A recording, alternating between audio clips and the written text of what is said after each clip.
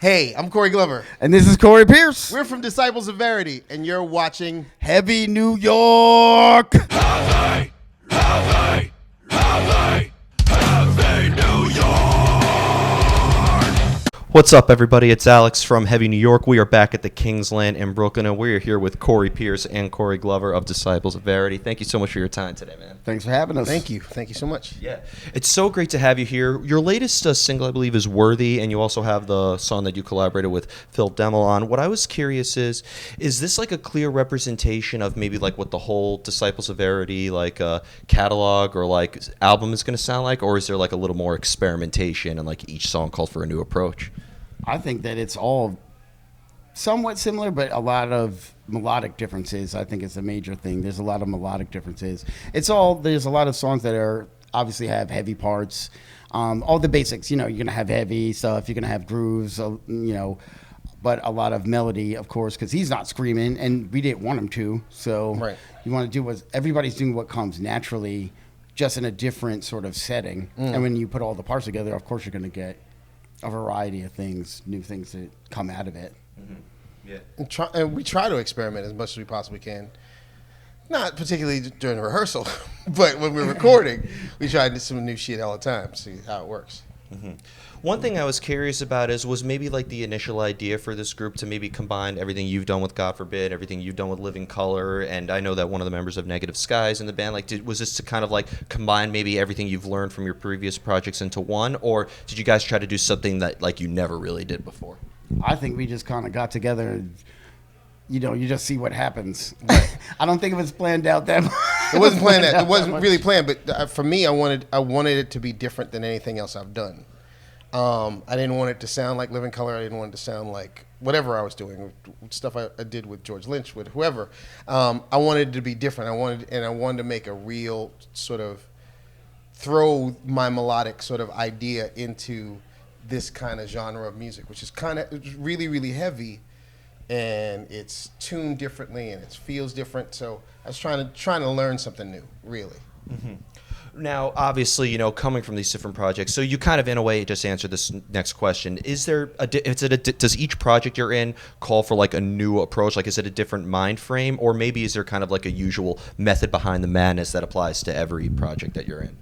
I think that obviously there's a certain level of skills that you need to apply to everything that you're in. But after that, once you've been doing it this long, too, like he's been doing it for years and years, I've been doing it for years and years. Certain things are just going to come naturally, but because of the different people and the different energy involved, you're going to just naturally do different things. So you're going to learn different things about yourself, and you'll play differently because you have to adjust to other people around you. You can't just live in a fucking vacuum. Right. So, it's all different, and it's fun. You know what I mean?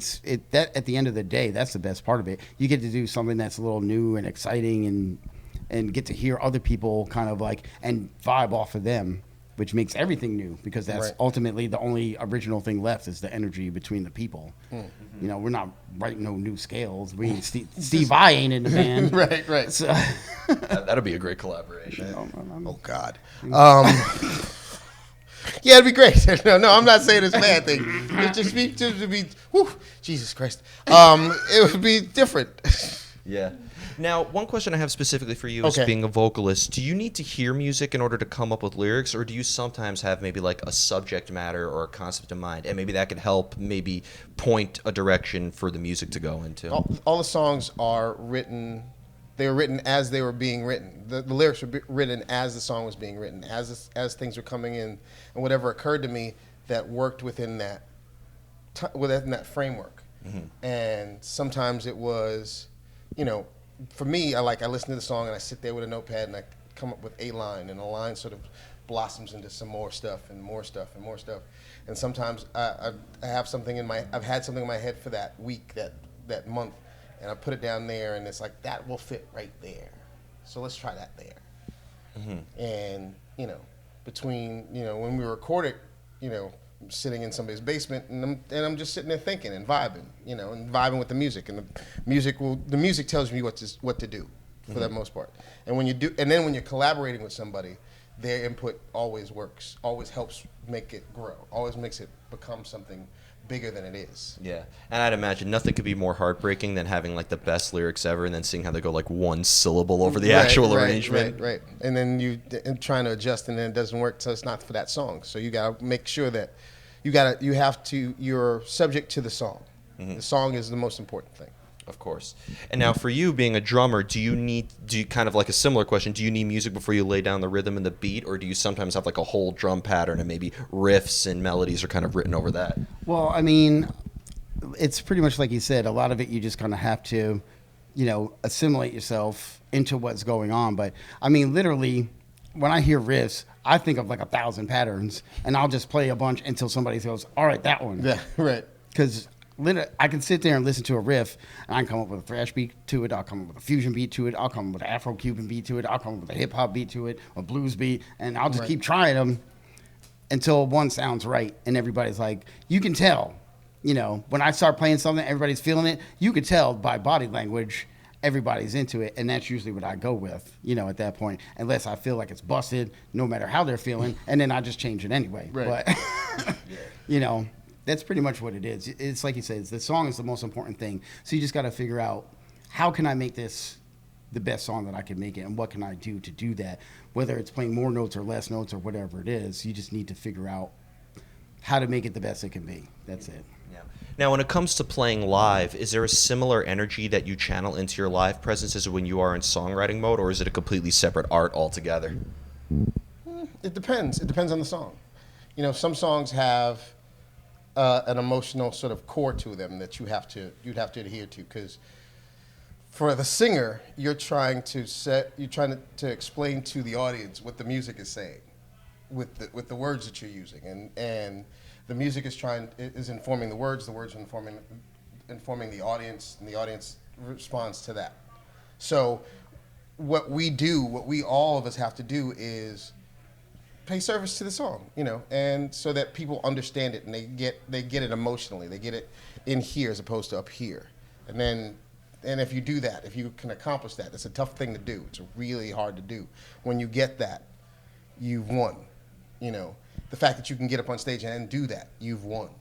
So I'm happy with what we've got so far, and we've made it really interesting, compelling, fucking just great music. And it's in service to everybody here.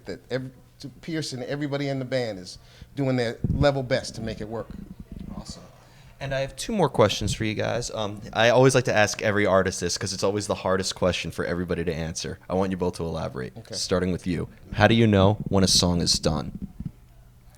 Because I stopped complaining. That's the easiest answer. When I stop complaining, I'm like, okay.